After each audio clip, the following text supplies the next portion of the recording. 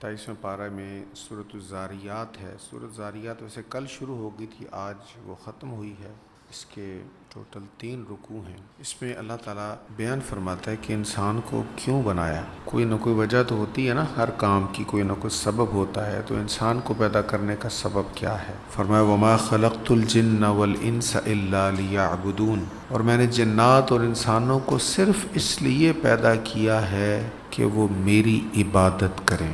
اصل ہمارا تخلیق کا مقصد یہ ہے کہ ہم اللہ تعالیٰ کی عبادت کریں، اس کی بندگی بجا لائیں۔ آپ جانتے ہیں ہمارے یہاں کہاوت ہے چلتی کا نام گاڑی۔ گاڑی کتنی ہی اچھی ہو، اگر چلتی نہیں ہے تو کسی کام کی ہے؟ ایسے ہی بندہ ہے، بندگی کرتا ہے تو کام کا ہے، بندگی نہیں کرتا تو کسی کام کا نہیں ہے۔ اللہ کریم ہمیں بندگی کی توفیق عطا فرمائے۔ اس سے آگے سورۃ طور ہے، اس میں چونکہ ابتدا میں طور پہاڑ کی قسم ارشاد فرمائی، والطور، اور طور کی قسم۔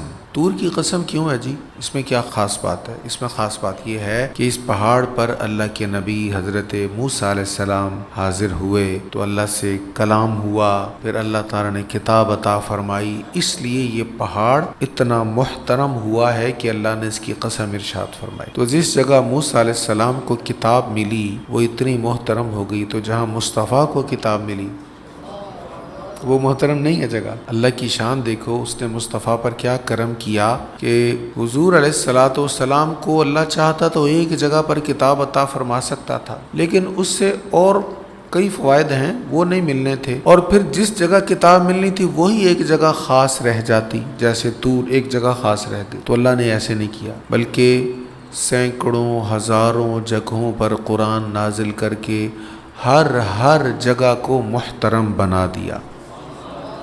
غار حرا کو عزت بخش دی، غار ثور کو عزت بخش دی، مکہ معظمہ کے کوچہ و بازار کو عزت دے دی، عکاظ کے بازار کو عزت دے دی، طائف کے رستوں کو عزت دے دی، وادی نخلہ کو عزت دے دی، مدینہ طیبہ کو عزت دے دی، حجرہ عائشہ صدیقہ کو عزت دے دی، کہ یہ وہ مقامات ہیں جہاں قرآن مجید فرقان حمید کا نزول ہوا۔ تو یہاں پر فرمایا طور پہاڑ کی قسم اور اس کتاب کی قسم جو لکھی ہوئی ہے، جو باریک حال کے کھلے ہوئے ورق میں ہے، اور بیت المعمور کی قسم۔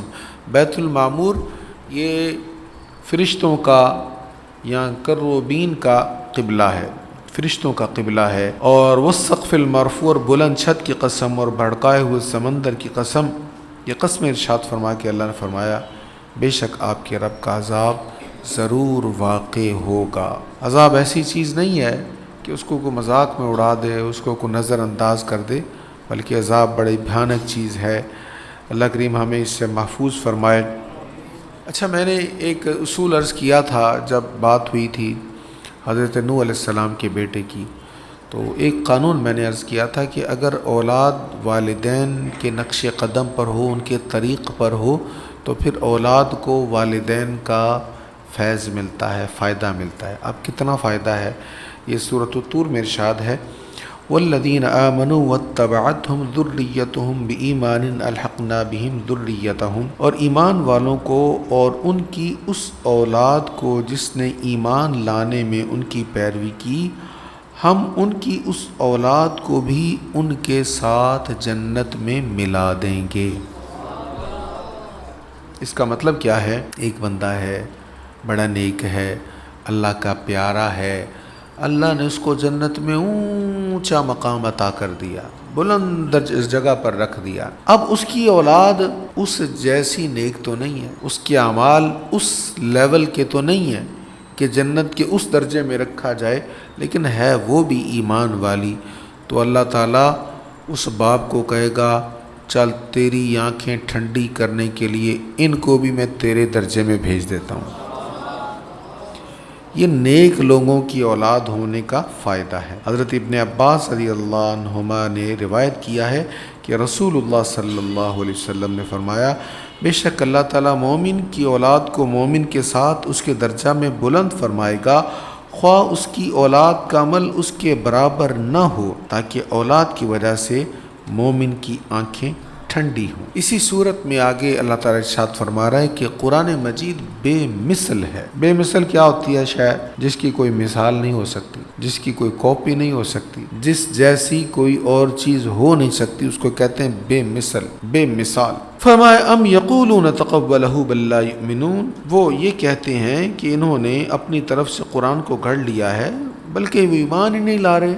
حضور پر الزام لگاتے ہیں کہ اپنے پاس سے قرآن بنا رہے ہیں، اپنے پاس سے گھڑ رہے ہیں۔ اللہ نے فرمایا اے حبیب ان کو چیلنج کریں۔ یہ آپ کو کہتے ہیں کہ آپ نے اپنے پاس سے بنائی ہے کتاب، ان کو چیلنج کریں۔ کیا چیلنج ہے؟ فَلْيَأْتُوا بِحَدِيثٍ مِثْلِهِ إِن كَانُوا صَادِقِينَ، اگر وہ سچے ہیں تو اس قرآن جیسی ایک آیت بنا کر لے آئیں۔ ساری دنیا کے کافروں کو چیلنج ہے۔ 14 صدیاں ہو گئیں، ایک جگہ قرآن نے کہا، یہ کہتے ہیں کہ میرے محبوب نے خود بنایا، تو اے حبیب آپ ان سے کہیں تم بھی بناؤ، پھر ایسی کتاب بنا کے دکھاؤ۔ پھر چیلنج آیا، یہ کہتے ہیں کہ میرے محبوب نے خود اپنے پاس سے بنایا، آپ ان کو کہیں کہ اس جیسی 10 صورتیں بنا کے دکھائیں۔ پھر اللہ نے فرمایا یہ کہتے ہیں کہ یہ اللہ کا کلام نہیں ہے، انہوں نے خود بنایا ہوا، اے حبیب آپ ان کو کہو چلو اس جیسی ایک صورت ہی بنا کر لے آؤ۔ اور یہاں پر سب سے بڑا چیلنج کیا جا رہا ہے، ایک آیت بنا کر لے آؤ۔ آج تک کسی نے اس چیلنج کو قبول نہیں کیا۔ بڑے بڑے اعتراض کریں گے نبی علیہ السلام کی ذات پر، قرآن میں غلطیاں ڈھونڈیں گے، تضاد تلاش کریں گے، لیکن آج تک کوئی قرآن جیسی فصیح و بلیغ کتاب یا اس جیسا کلام نہ پیش کر سکا ہے، نہ قیامت تک پیش کر سکے گا۔ یہ قرآن مجید فرقان حمید کا اعجاز ہے، یہ اس کی حقانیت ہے۔ اس کے آگے سورۃ النجم ہے، اور آپ نے بارہا سنا اس نشست میں آنے والے ساتھیوں نے کہ سورۃ بنی اسرائیل 15ویں پارے میں حضور کے سفر معراج کا آغاز ہے، مسجد حرام سے مسجد اقصی تک کا ذکر ہے، اور یہاں مسجد اقصی سے پھر اللہ کی بارگاہ میں جانے تک کا ذکر ہے۔ اللہ فرماتا ہے روشن ستارے کی قسم جب وہ زمین کی طرف اترا، تمہارے آقا محمد صلی اللہ علیہ وسلم نے نہ کبھی سیدھا راستہ گم کیا اور نہ کبھی راہ راست کے بغیر چلے۔ ان کی شان کیا ہے؟ وَمَا يَنْطِقُ عَنِ الْهَوَىٰ، وہ اپنی خواہش سے کلام بھی نہیں کرتے۔ حضور جو کہتے ہیں نا اپنی مرضی سے نہیں کہتے، بلکہ ان ہوا الا وحی یوحا، ان کا کہا ہوا وہی ہوتا ہے جس کی ان کی طرف وحی کی جاتی ہے۔ کریم آقا کی یہ شان ہے، اپنی مرضی سے بولتے بھی نہیں ہیں، وہی بولتے ہیں جو رب کا حکم ہوتا ہے۔ نبی پاک علیہ السلام کے ایک صحابی تھے، ہر بات لکھ لیا کرتے، جو حضور نے بات کے لکھ لیتے۔ تو ان کو ایک دن کچھ ساتھیوں نے کہا یار تم ہر بات ہی لکھ لیتے ہو، جب حضور کو واضح ارشاد فرمائیں، خطاب کریں تو وہ تو ٹھیک ہے لکھو، لیکن کبھی مزاح ہوتا ہے، کبھی کوئی بات کر رہا ہے اس کا جواب ہے، کبھی کس ماحول میں بیٹھے ہوتے ہیں، تو ہر بات لکھنے والی نہیں ہوتی، تو ہر بات نہ لکھا کرو۔ انہوں نے لکھنا چھوڑ دیا۔ اب حضور علیہ السلام بیٹھے ہوئے ہیں، گفتگو ہو رہی، باتیں ہو رہی ہیں، اور وہ نہیں لکھ رہے۔ آپ نے پوچھا لکھ کیوں نہیں رہے؟ وہ کہنے لگے اجے ایسے ساتھیوں نے بات مجھے کہی تھی، تو میں نے کہا جب بیان کریں گے تب تو لکھ لوں گا، ایسے ہی باقی باتیں میں نہیں لکھوں گا۔ تو کریم آقا صلی اللہ علیہ وسلم نے فرمایا اس ذات کی قسم جس کے قبضہ میں میری جان ہے، اس زبان سے حق کے سوا کچھ نہیں نکلتا۔ اللہ اکبر۔ بڑے اچھے اور خوش نصیب لوگ ہوتے ہیں جن کی زبان جلوت اور خلوت میں ایک جیسی رہتی ہے۔ بڑے لوگ ہوتے ہیں پبلک میں بڑی شائستہ گفتگو ہوگی، لیکن جب تنہائی میں یا خاص محفل میں ہوگی تو گفتگو بدل جائے گی، لہجہ ہی بدل جائے گا، تیور ہی بدل جائیں گے۔ تو سرکار علیہ الصلوۃ والسلام کی زبان مبارک وہ زبان ہے، حضور خود بھی فرما رہے ہیں اور اللہ بھی کہہ رہا ہے وَمَا يَنْطِقُ عَنِ الْهَوَىٰ، میرے مصطفیٰ اپنی خواہش سے کچھ نہیں کہتے، ان ہوا الا وحی یوحا، ان کے جب لبوں کو جنبش ہوتی ہے وہی لفظ ادا ہوتے ہیں جو رب نازل کرتا ہے۔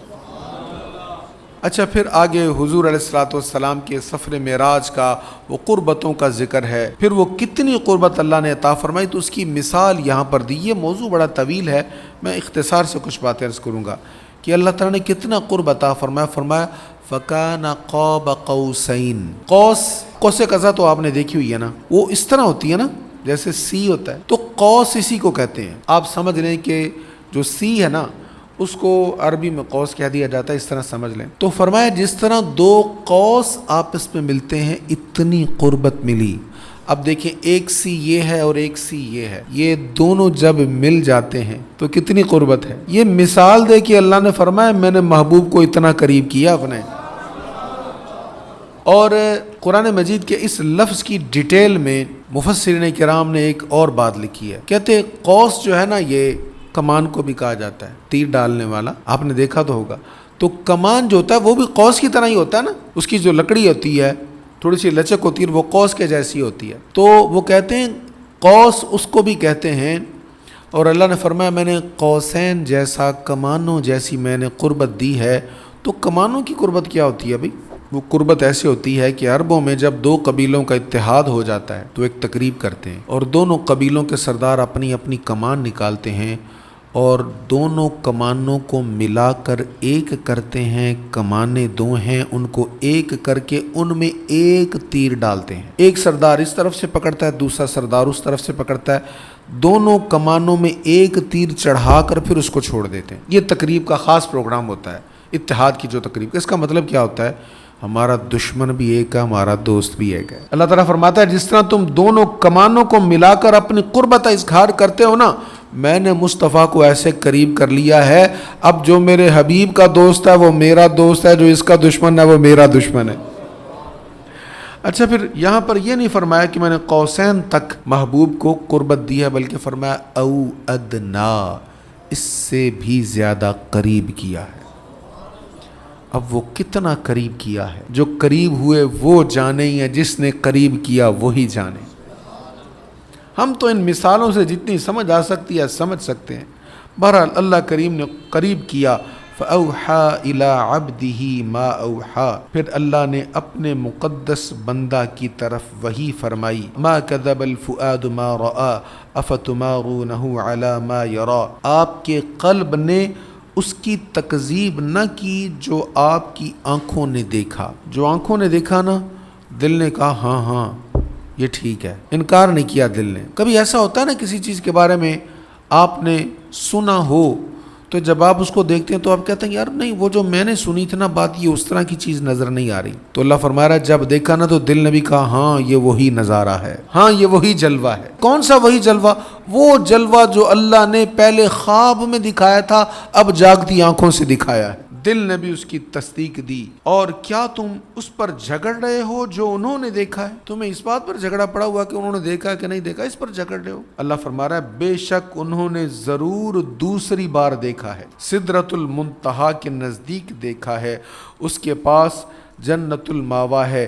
جب سدرہ کو ڈھانپ لیا اس چیز نے جس نے ڈھانپ لیا، اب اللہ تعالیٰ حضور کی ایک صفت، حضور کی ایک شان بیان فرما رہا ہے۔ حضور علیہ السلام نے جب دیکھا نا، حضور علیہ السلام نے جب اللہ کو دیکھا، اللہ نے حضور کے دیکھنے کی بھی تعریف فرمائی۔ کبھی ایسا ہوتا نا، ہم کسی چیز کو دیکھ رہے ہوتے ہیں تو دیکھنے والے کہتے ہیں یار اس طرح تو نہیں دیکھتے۔ دیکھنے کا بھی ایک ڈھب سلیقہ ہوتا ہے، آداب مینرز ہوتے ہیں دیکھنے کے بھی۔ کبھی کبھی ہم کہتے ہیں یار یہ بڑے ندیدیاں ورگوں دیکھدا پیا، کیوں؟ اس لیے کہ دیکھنے کا وہ انداز آداب کے خلاف تھا۔ اب حضور نے رب کریم کا جلوہ جب دیکھا تو ایسا دیکھا، رب نے کہا ما زاغ البصر وما طغى، آپ کی نظر نہ کج ہوئی نہ بہکی۔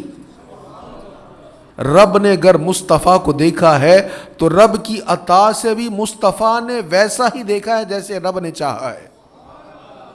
تو یہاں کریم آقا صلی اللہ تعالیٰ علیہ وآلہ وسلم کی عظمتوں کا، آپ کی شانوں کا بڑا خوبصورت اور زبردست بیان ہے۔ اب اس سے آگے ایک مقام ہے اسی صورت میں، سورۃ النجم میں، حضرت ابراہیم علیہ السلام کے بارے میں اللہ تعالیٰ فرماتا ہے وَإِبْرَاهِيمَ الَّذِي وَفَّى، اور جو ابراہیم کے صحائف میں ہے جنہوں نے وفا کی۔ اب ان کے صحیفے میں کیا لکھا ہے؟ ابراہیم علیہ السلام پر صحیفہ نازل ہوا، پوری کتاب نہیں۔ دیگر نبیوں پر، یعنی جن کا ہم ذکر پڑھتے رہتے ہیں، موسیٰ علیہ السلام، عیسیٰ علیہ السلام، داؤد علیہ السلام، ان پر کتابیں نازل ہوئیں۔ ابراہیم علیہ السلام پر کیا نازل ہوا؟ صحیفہ نازل ہوا۔ صحیفہ صفحے کو کہتے ہیں، پیپر۔ تو ان پر صحیفہ نازل ہوا، اس میں کیا لکھا تھا؟ اللہ تزر وازرۃ وزر اخری، کہ کوئی بوجھ اٹھانے والا کسی دوسرے کا بوجھ نہیں اٹھائے گا۔ وہ پہلے بھی یہ بات ہوئی ہے کہ لوگ کہتے ہیں یار کوئی نہیں، تو گناہ کر لے، جو گناہ ہویا تو میرے ذمہ پا دیں۔ بھئی کسی کے ذمہ نہیں پڑتا، ہر کسی نے اپنا اپنا بوجھ اٹھانا ہوتا ہے۔ اور پھر کیا ہے ان کے صحیفے میں لکھا ہوا وَأَن لَيْسَ لِلْإِنسَانِ إِلَّا مَا سَعَىٰ، اور یہ کہ ہر انسان کو اسی کا بدلہ ملے گا جو اس نے عمل کیا ہے۔ اب اس کا مطلب کچھ لوگ یہ سمجھتے ہیں کہ بھئی کسی کو اصالہ ثواب کرنے کا کوئی فائدہ نہیں ہے، کوئی فائدہ نہیں ہے، اللہ فرماتا ہے انسان کو وہی ملے گا جو اس نے کیا ہے۔ تو اس کا جواب یہ ہے کہ یہ صحیفہ ابراہیم کی بات ہے۔ حضور علیہ الصلوۃ والسلام کی امت کو، آپ کی امت میں دنیا سے جانے والا اگر ہو مسلمان، ایمان والا ہو، تو بعد والے اگر اس کو ثواب بھیجیں تو اس کو اس کا فائدہ ہوتا ہے۔ اب اس پر قرآن کریم کی آیات بھی ہیں، لیکن میں صحیح حدیث اس وقت پیش کروں گا۔ حضرت عائشہ صدیقہ رضی اللہ تعالیٰ عنہ بیان کرتی ہیں کہ ایک شخص نے نبی پاک علیہ السلام سے کہا کہ میری والدہ کا انتقال ہو گیا ہے، اور میرا گمان ہے، میرا خیال ہے کہ اگر وہ مجھ سے بات کرتی، اگر اس کو موقع ملتا مجھ سے بات کرنے کا، تو وہ مجھے کہتی کہ صدقہ کرو، اللہ کے راستے میں خرچ کرو۔ تو سرکار بتائیے اگر میں اس کی طرف سے کچھ صدقہ کروں تو اس کو کوئی اجر ملے گا، فائدہ ہوگا؟ ماں تو چلی گئی، اب میں کروں، وہ نہیں کر رہی، اب میں اگر کروں اس کے ثواب کے لیے تو اس کو فائدہ ہوگا۔ یہ بخاری میں حدیث ہے، حضور علیہ السلام نے فرمایا ہاں ہوگا، 1388 نمبر حدیث ہے بخاری کا، فرمایا ہاں اگر تو صدقہ کرے تو اس کو فائدہ ہوگا۔ اسی طرح حضرت ابن عباس بیان کرتے ہیں کہ حضرت سعد بن عبادہ رضی اللہ تعالیٰ عنہ نے رسول اللہ سے سوال کیا کہ میری والدہ فوت ہو گئی ہیں، اور انہوں نے ایک نظر مانی تھی۔ نظر کیا ہوتی؟ کوئی عبادت، بندہ کہ یا اللہ میرا یہ کام ہو جائے تو میں یہ عبادت کروں گا، میرا یہ کام اگر تو کر دے، کرم فرما تو میں 100 نفل پڑھوں گا۔ اب 100 نفل اس پر فرض تو نہیں ہے، لیکن جب وہ کام ہو جائے تو پھر اس کو نفل پڑھنے پڑیں گے، اب اس پر واجب ہو گئے۔ یا اللہ اگر میرا یہ کام ہو جائے تو میں اتنے پیسے اللہ کے راستے میں خرچ کروں گا۔ وہ خرچ کرنا اس پر واجب نہیں تھے، لیکن جب وہ کام ہوگا تو اب اس کو کرنے چاہیے، اس کو نظر کہتے ہیں۔ تو وہ کہتے ہیں میری والدہ نے نظر مانی تھی، تو وہ نظر تو پوری نہ کر سکی، وہ تو فوت ہو گئی ہیں۔ آپ نے فرمایا تم اس کی طرف سے وہ نظر پوری کر دو، اللہ اس کو ثواب بھیج دے گا۔ یہ بھی بخاری کی حدیث ہے۔ پھر حضرت عائشہ صدیقہ رضی اللہ تعالیٰ عنہ خود بیان کرتی ہیں، اچھا کچھ لوگ کہتے ہیں بھی والدین کو تو ثواب پہنچ جاتا ہے، کسی اور کو نہیں پہنچتا۔ اب اس پر یہ حدیث اگلی سنیے، اوروں کو بھی پہنچتا ہے۔ حضور علیہ الصلوۃ والسلام کے متعلق حضرت عائشہ صدیقہ بیان کرتی ہیں کہ نبی پاک علیہ الصلوۃ والسلام نے ایک سینگوں والے مینڈے کو لانے کا حکم دیا، وہ مینڈا لایا گیا تاکہ آپ اس کی قربانی کریں۔ پھر آپ نے فرمایا اے عائشہ چھری لاؤ، پھر فرمایا اس چھری کو پتھر سے تیز کرو۔ انہوں نے اس چھری کی دھار تیز کی، پھر آپ نے اس چھری کو پکڑ کر اس مینڈے کو گرایا، پھر اس کو ذبح کرتے ہوئے آپ نے دعا مانگی۔ اچھا یہاں پہ جانور کو ذبح کرنے کے آداب بیان ہو رہے ہیں، جانور کو کیسے ذبح کرنا وہ ڈیٹیل میں نہیں جاتا۔ تو پھر آپ نے دعا کیا مانگی؟ اے اللہ اس کو محمد اور آل محمد اور امت محمد کی طرف سے قبول فرما۔ ہمارے بزرگ فرمایا کرتے تھے بھائی جو بندہ امیر ہے نا اس کو ضرور قربانی کرنی چاہیے، اور جو کر نہیں سکتا غریب ہے اس کو پریشان نہیں ہونا چاہیے، تیری قربانی تو مصطفیٰ نے کر دی ہے، یا اللہ اس کو میری طرف سے، میری آل کی طرف سے اور میری امت کی طرف سے قبول فرما۔ تو اب اس سے سرکار علیہ الصلوۃ والسلام نے ہمیں بتا دیا کہ غیر کے عمل کا ثواب ہوتا ہے، اگر بس شرط یہ ہے کہ جیسا اس پر اور بھی احادیث ہیں اس مضمون کی، تو مرنے والا مسلمان ہونا چاہیے، مسلمان کو اگر ثواب بھیجا جائے تو اس کو ثواب پہنچ جاتا ہے۔ رمضان المبارک کی نا بڑی بابرکت راتیں ہیں، موقع ملے تو کوشش کر کے ایک آدھ آنسو بہا دینا چاہیے، اس کی بڑی فضیلت ہے۔ یہی جو سورۃ النجم ہے نا اس کے آخر میں ہے، اللہ تعالیٰ فرماتا ہے قریب آنے والی ساعت قریب آ چکی ہے، اس سے مراد قیامت ہے۔ آپ کہیں گے 1400 سال تو ہو گئے آیت کو نازل ہوا، ابھی تک تو قیامت آئی نہیں، تو اس پر ہم بات کر چکے ہیں پہلے کہ انبیاء سارے آ چکے ہیں، اب اور کسی نبی نے نہیں آنا، اب قیامت نہیں آنا ہے۔ تو اللہ کی جو کیلکولیشن ہے اس کے اعتبار سے زیادہ وقت گزر گیا، اب تھوڑا رہ گیا، اس دنیا کو قائم ہوئے زیادہ ٹائم گزر گیا، اب تھوڑا رہ گیا، اس لیے اللہ فرما رہا ہے کہ قیامت جو ہے وہ قریب آ چکی ہے۔ اللہ کے سوا وقت معین پر اسے کوئی اور دکھانے والا نہیں ہے، تو کیا تم اس کلام پر تعجب کرتے ہو؟ افمن ھذا الحدیث تعجبون، یہ جو کلام میرے مصطفیٰ پر، اس پر تم حیران ہوتے، تعجب کرتے ہو؟ پھر آگے فرماتا وَتَضْحَكُونَ وَلَا تَبْكُونَ، اور تم ہنستے ہو روتے نہیں ہو، وَأَنْتُمْ سَامِدُونَ، اور تم کھیل کود میں پڑے ہو۔ صحابی کہتے ہیں جب یہ آیت نازل ہوئی نا، حضرت ابو ہریرہ بیان کرتے ہیں ترمذی شریف میں حدیث ہے، کہتے ہیں جب یہ آیت نازل ہوئی نا وَتَضْحَكُونَ وَلَا تَبْكُونَ، تم ہنستے ہو روتے نہیں ہو، اہل صفہ نے کہا اِنَّا لِلَّهِ وَإِنَّا إِلَيْهِ رَاجِعُونَ، اللہ ہمیں فرما رہا تم ہنستے ہو روتے نہیں ہو، کہتے اہل صفہ رونے لگ گئے، تاکہ ان کی آنکھوں سے آنسو ان کے چہرے پر بہنے لگے۔ نبی کریم صلی اللہ تعالی علیہ وآلہ وسلم نے جب اہل صفہ کو روتے ہوئے دیکھا تو حضور علیہ السلام کی آنکھوں میں بھی آنسو آ گئے۔ یہ کہتے ہیں جب ہم نے دیکھا نا حضور بھی رو رہے ہیں، پھر تو ہم سے رونا ضبط ہی نہیں ہوا، پھر اور زیادہ رونے لگے۔ تب نبی کریم علیہ السلام نے فرمایا جو خوف خدا سے رویا وہ کبھی دوزخ میں داخل نہیں ہوگا۔ یہ رونے کی قیمت ہے، بڑی قدر ہے رونے کی۔ جو خوف خدا سے رویا وہ کبھی دوزخ میں داخل نہیں ہوگا۔ اور پھر آپ نے فرمایا جو اللہ کی معصیت پر مصر رہا، یعنی گناہ کر رہا ہے اور گناہوں کی عادت پکی ڈال لی، اب چھوڑ ہی نہیں رہا، اس کو کہتے ہیں مصر رہنا۔ فرمایا جو گناہوں پر پکا ہو گیا، نہیں چھوڑ رہا، وہ جنت میں نہیں جائے گا۔ اللہ تعالی ہمیں جنتیوں والے کام کرنے نصیب فرمائے، ہمیں سچ عطا فرمائے، سچائی پر قائم رہنے والا بنائے۔ قرآن مجید فرقان حمید جو ہے نا جی، یہ ہم اس کو پڑھتے نہیں ہیں، بے وفائی کرتے ہیں اس کے ساتھ اور سمجھتے ہیں کہ یہ بہت ہی مشکل چیز ہے۔ اللہ فرماتا ہے وَلَقَدْ يَسَّرْنَا الْقُرْآنَ لِلذِّكْرِ فَهَلْ مِن مُدَّكِرٍ، اور بے شک ہم نے نصیحت کے حصول کے لیے قرآن کو آسان کر دیا ہے، تو ہے کوئی نصیحت قبول کرنے والا؟ قرآن مشکل نہیں، آسان ہے۔ اس کا مطلب کیا آسان ہے؟ اگر کوئی قرآن کریم کو یاد کرے تو یاد ہو جاتا ہے۔ دنیا میں کتنی کتابیں ہیں، کتنی شاندار کتابیں ہیں، لیکن کوئی کتاب ایسی نہیں ہے جس کے بارے میں کوئی کہے کہ میں اس کتاب کا حافظ ہوں۔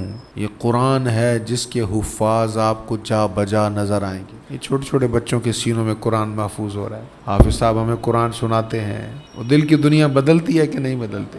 اللہ دعا کریں اللہ انہیں نظر بد سے بچائے۔ ایک بڑا خوبصورت واقعہ ہے، ہمارے ایک بزرگ ہیں حضرت صدر الفاضل سید نعیم الدین مراد آبادی رحمۃ اللہ علیہ، تحریک پاکستان کے جو ہیروز ہیں نا، جن کی تحریک کی وجہ سے یہ دو قومی نظریہ آگے چلا، ان میں ایک بہت بڑا نام ہے۔ آپ اعلیٰ حضرت کے شاگرد بھی ہیں اور خلیفہ بھی ہیں۔ حضرت نعیم الدین مراد آبادی رحمۃ اللہ تعالی علیہ کا مناظرہ ہو گیا ایک ہندو کے ساتھ، رام چند کے ساتھ۔ اب رام چند کہنے لگا کہ دیکھو مجھے تمہارے قرآن کے اتنے پارے آتے ہیں، تمہیں میرا وید آتا ہے، میری مقدس کتاب آتی ہے؟ تو یہ بات کہہ کر وہ ان کے ساتھ مقابلہ کر رہا تھا کہ ہم تم سے آگے ہیں، ہمیں اتنا آتا ہے، تمہیں ہماری کتاب نہیں آتی۔ آپ نے فرمایا یہ تو میرے قرآن کا کمال ہے، یہ میرے قرآن کا کمال ہے کہ غیر کے سینے میں بھی بس گیا، اور یہ تیری کتاب کی کمزوری ہے کہ تجھے بھی نہیں آتی۔ قرآن کی یہ خوبی ہے کہ جو اس کو پڑھتا ہے، یاد کرتا ہے، یاد ہو جاتا ہے۔ یہ نہ سوچیں اب عمر اتنی ہو گئی ہے، اب اس حصے میں پہنچ گیا ہوں۔ ہر حصے میں آپ قرآن پڑھ سکتے، کسی بھی عمر کے حصے میں کچھ نہ کچھ قرآن ہمیں ضرور زبانی آنا چاہیے۔ آج نیت کر لیں بابرکت رات ہے، سہانی رات ہے، ہو سکتا ہے یہی شب قدر ہو، موسم تو بڑا سہانا ہے، بڑا پیارا سا ہے، شب جمعہ تو ہے ہی بہرحال، تو نیت کر لیں تھوڑا سا قرآن اللہ کی توفیق سے، چند صورتیں، چند آیتیں صحیح ہم یاد کریں گے، کیونکہ اللہ فرما رہا ہے یہ قرآن پڑھنا یاد کرنا آسان ہے۔ اچھا قرآن کس سے پڑھنا ہے؟ کوئی بھی صحیح پڑھانے والا مل جائے اس سے پڑھ لیں، پر مصطفیٰ کے نصیب پر، حضور کی عظمتوں کے قربان، حضور نے قرآن پڑھا ہے تو کس سے پڑھا ہے؟ رب العالمین سے پڑھا ہے۔ سورہ الرحمن آج تلاوت ہوئی، قرآن کی دلہن، شاندار سورت۔ الرحمن علم القرآن خلق الانسان علمہ البیان، رحمان نے اپنے رسول مکرم کو قرآن کی تعلیم دی، انسان کامل کو پیدا کیا اور ان کو ہر چیز کے بیان کی تعلیم دی۔ تو قرآن مجید فرقان حمید وہ شان والی کتاب ہے، وہ عظمت والی کتاب ہے کہ اس میں ہر شے کا بیان ہے، ہر چیز کا بیان ہے، لیکن ہر چیز کا بیان ہم ڈھونڈ نہیں سکتے، ہماری ابھی تک تحقیق کا سرکل وہاں تک گیا نہیں ہے کہ ہم ہر چیز کے بیان کو جان لیں، کیونکہ نہ ہمیں ایسے اساتذہ ملے، نہ ہمارے اساتذہ کا علم اتنا وسیع تھا کہ قرآن کے تمام معانی کو وہ سمجھ سکیں۔ لیکن جس کا کلام ہے وہ تو جانتا ہے نا، جس کا کلام ہے وہ جانتا ہے، وہ کہتا ہے مصطفیٰ کو کسی اور نے نہیں، میں رب نے خود پڑھایا ہے۔ تو جس مصطفیٰ کو رب نے قرآن پڑھایا ہے، اس مصطفیٰ کے علم کا کیا اندازہ ہو سکتا ہے؟ سبحان اللہ، بڑا خوبصورت کلام ہے۔ جو ہو چکا ہے، جو ہوگا حضور جانتے ہیں جو ہو چکا ہے جو ہوگا حضور جانتے ہیں تیری عطا سے خدایا حضور جانتے ہیں۔ تو جب قرآن میں ہر شے ہے اور قرآن حضور نے پڑھا ہے، پڑھا بھی رب سے ہے، تو پھر مصطفیٰ کا علم کتنا ہوگا۔ سورہ رحمان میں بہت تذکرے ہیں، بہت چیزوں کا بیان ہے، اس کی برکات ہی بہت زیادہ ہیں۔ آپ یوٹیوب پر سرچ کریں کتنے بیماروں کا علاج ہو رہا ہے، لا علاج امراض کا علاج صرف تلاوت قرآن سے ہو رہا ہے۔ سورہ رحمان کی تلاوت سننے سے ہو رہا ہے، جب سننے میں اتنی برکتیں تو پڑھنے میں کتنی برکتیں۔ اس میں اللہ تعالیٰ فرماتا ہے کل من علیہا فان، اللہ جو بھی زمین پر ہے وہ فنا ہونے والا ہے، ہر چیز نے ایک دن فنا ہو جانا ہے، زمین پر جو کچھ ہے ہر شے نے فنا ہو جانا ہے، باقی کیا رہنا ہے؟ وَيَبْقَى وَجْهُ رَبِّكَ ذُو الْجَلَالِ وَالْإِكْرَامِ، آپ کے رب کی ذات باقی ہے جو عظمت اور بزرگی والی ہے۔ تو اللہ رہے گا، باقی سب فنا ہو جائیں گے۔ تو جب ہر شے فنا ہو جانی ہے نا، تو پھر تعلق اس کے ساتھ جوڑیں جو ہمیشہ رہنے والا ہے۔ اللہ تعالیٰ نیکی کی توفیق دے نا۔ ہمارے ہاں ایک بڑا مسئلہ ہوتا ہے، ہم جب کسی کے ساتھ نیکی کرتے ہیں نا تو ہم سے رہا نہیں جاتا، موقع جب ملے تو ہم سنا ضرور دیتے ہیں۔ اللہ تعالیٰ فرماتا ہے حل جزاء الاحسان الا الاحسان، نیکی کا بدلہ صرف نیکی ہے۔ یہاں پر ایک اور چیز کی طرف توجہ دلائی جا رہی ہے۔ اصل مسئلہ تو یہ بیان ہو رہا ہے بندے تو اللہ کے لیے نیکی کر تو اللہ تعالیٰ بدلے میں تجھے جنت عطا کرے گا۔ کیوں؟ اس لیے کہ نیکی کا بدلہ ہی نیکی ہے۔ لیکن ہمارے لیے سبق بھی ہے کہ کسی نے نیکی کی ہے نا ہمارے ساتھ تو بدلے میں ہم نے بھی نیکی ہی کرنی ہے۔ اور میاں صاحب کا ایک شعر ہے نا، نیچاں دیے شنائی کولوں فیض کسے نہ پایا، کک کرتے ہیں گور چڑھایا ہر گچھا زخمایا۔ اس کا مطلب کیا ہے کہ جس بندے کے ساتھ تم نیکی کرو بدلے میں وہ تمہیں نقصان پہنچائے، یہ تو نیچ بندوں والا کام ہے۔ مرد کا، انسان کا کام کیا ہے کہ جس نے نیکی کی ہے اس کو یاد رکھے، اصلاں نال جو نیکی کریے تے نسلاں تک نہ بھول دے۔ جس نے بھی نیکی کی ہے نا، کبھی بھی ہمارے ساتھ زندگی یا کسی موقع پر کام آیا ہے تو اس کی نیکی کو یاد رکھنا چاہیے۔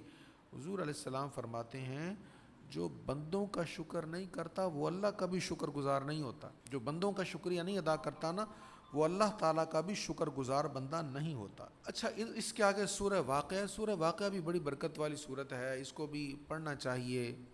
اللہ تعالیٰ توفیق دے تو بیٹیوں کو یاد کروا لینا چاہیے۔ حضرت عبداللہ بن مسعود رضی اللہ عنہ بڑے غریب صحابی تھے لیکن حضور کے بڑے قریب تھے، تو وصال کا وقت قریب آیا نا تو حضرت عثمان غنی رضی اللہ تعالیٰ ان کے پاس اشرفیاں لائی، یہ قبول فرمایا۔ فرمایا مجھے ضرورت نہیں ہے، میں تو دنیا سے جا رہا ہوں، میں نے کیا کرنا ہے ان کو۔ کہنے لگے جناب رکھ لیں، آپ کی بیٹیاں ہیں ان کے کام آئے گا۔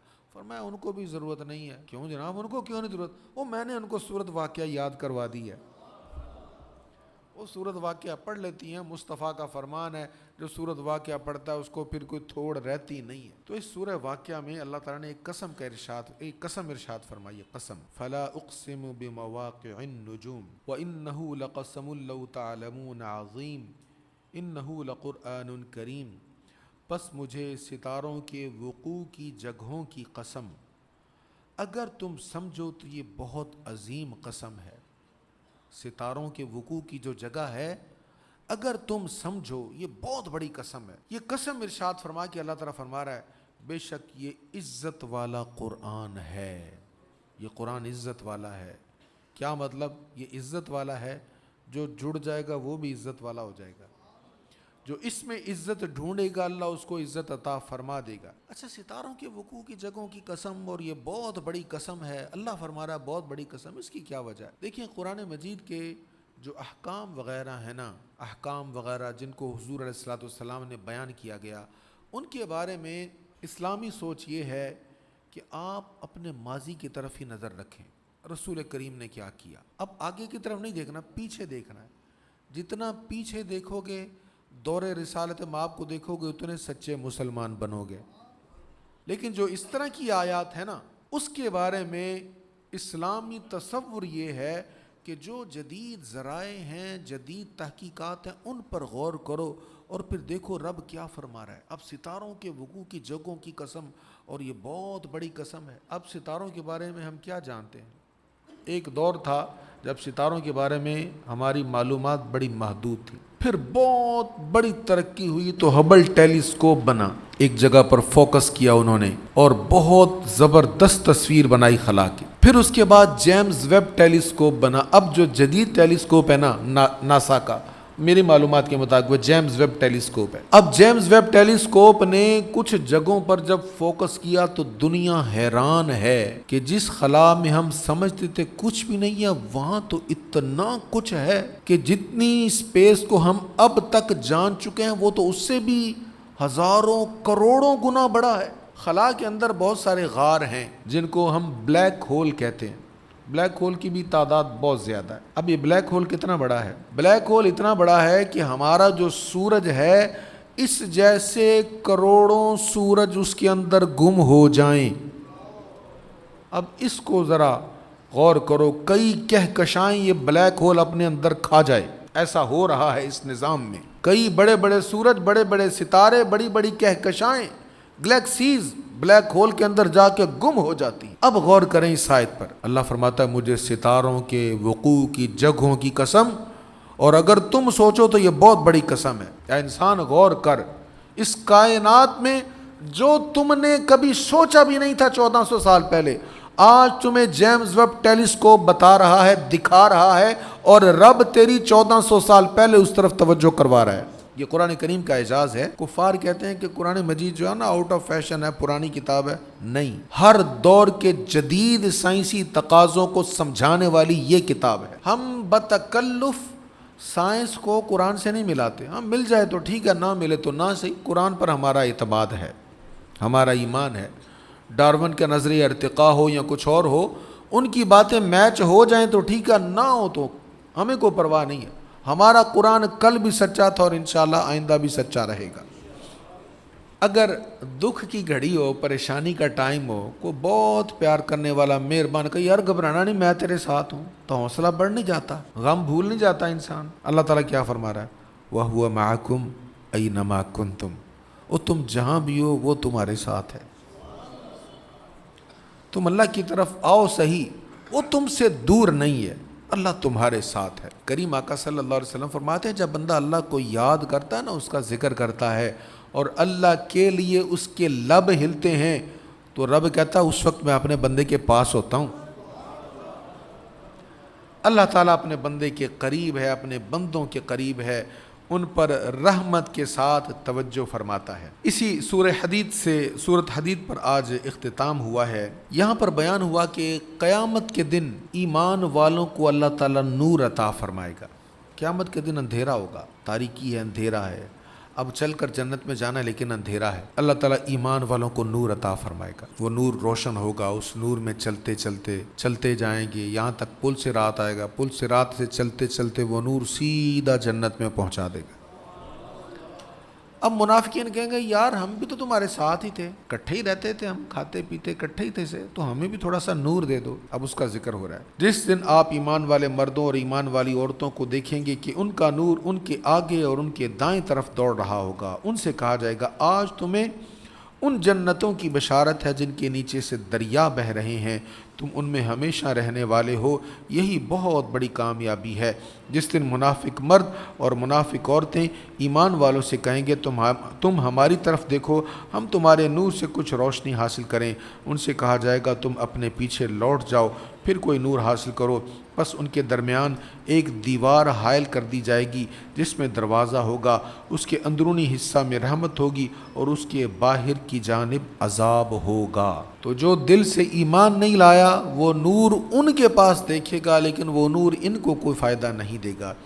اس سے آگے اللہ تعالیٰ فرما رہا ہے الم یأن للذین آمنوا ان تخشع قلوبہم لذکر اللہ، کیا ابھی تک ایمان والوں کے لیے وہ وقت نہیں آیا کہ ان کے دل اللہ کے ذکر کے لیے اور اس حق کے لیے نرم ہو جائیں جو نازل ہو چکا ہے، اور ان لوگوں کی طرح نہ ہو جائیں جن کو ان سے پہلے کتاب دی گئی تھی، پھر ان پر طویل زمانہ گزر گیا تو ان کے دل بہت سخت ہو گئے اور ان میں سے بہت سے لوگ فاسق ہیں. تو پہلے جن لوگوں کو کتاب دی گئی انہوں نے جب کتاب آئی اس وقت اس کو قدر کی نگاہ سے دیکھا، پھر آہستہ آہستہ اگنور کرنا شروع کر دیا، اور پھر بار بار کتاب کی باتیں سننے کے باوجود دھیان کرنا چھوڑ دیا، دل سخت ہو گئے۔ اب دل جب سخت ہو جاتا ہے نا تو پھر دل اثر قبول نہیں کرتا، کتنی اچھی بات ہو اس کا اثر دل پر نہیں ہوتا۔ تو اللہ تعالیٰ فرماتا ہے ایمان والو تم کتاب کے ساتھ اپنا تعلق رکھنا اور دل کو سخت نہ ہونے دینا، دل کو نرم ہی رکھنا تاکہ تم کتاب سے فائدہ حاصل کرتے رہو۔ اور اسی صورت میں آگے فرما رہا ہے اللہ تعالیٰ سابقوا الى مغفرۃ من ربکم وجنۃ عرضها كعرض السماء والارض اعدت للذین آمنوا باللہ ورسلہ، اپنے رب کی مغفرت کی طرف اور اس جنت کی طرف دوڑو، سبقت کرو۔ کون سی جنت؟ جس کی وسعت آسمان اور زمین کی وسعت کی مثل ہے، یعنی اس کی جو چوڑائی ہے نا، اس کا جو عرض ہے وہ زمین و آسمان کی مثل ہے، لمبائی تو بہت زیادہ ہے، چوڑائی اس کی اتنی زیادہ ہے، اور جس کو ان لوگوں کے لیے تیار کیا گیا ہے جو اللہ پر اور اس کے رسولوں پر ایمان لائے۔ یہ اللہ کا فضل ہے، وہ جس کو چاہے عطا فرماتا ہے، اور اللہ بہت بڑے فضل والا ہے۔ اور آخر میں ارشاد ہے اے ایمان والو اللہ سے ڈرتے رہو اور اس کے رسول پر ہمیشہ ایمان رکھو، اللہ تمہیں اپنی رحمت کے 2 حصے عطا فرمائے گا اور تمہارے لیے ایسا نور بنا دے گا جس میں تم چلو گے، اور تمہارے گناہوں کو معاف فرما دے گا، اور اللہ بہت معاف فرمانے والا، بے حد رحم فرمانے والا ہے۔ آج انشاءاللہ دوسری تاقرات ہے جس کو ہم 23ویں رات کہتے ہیں، اور بحمد تعالیٰ شب جمعہ بھی ہے، تو انشاءاللہ ابھی تھوڑی دیر ریسٹ کریں گے، ہم کھانا وغیرہ کھائیں گے اعتکاف والے ساتھی، اور 12 بجے ہم پھر محفل سٹارٹ کریں گے دوبارہ، اور 1 بجے انشاءاللہ صلاۃ التسبیح ہوگی، پھر تھوڑی دیر کے لیے ذکر اور دعا ہوگی۔ اللہ تعالیٰ آج کی رات کی برکتیں ہمیں نصیب فرمائے۔ وآخر دعوانا الحمدللہ رب العالمین۔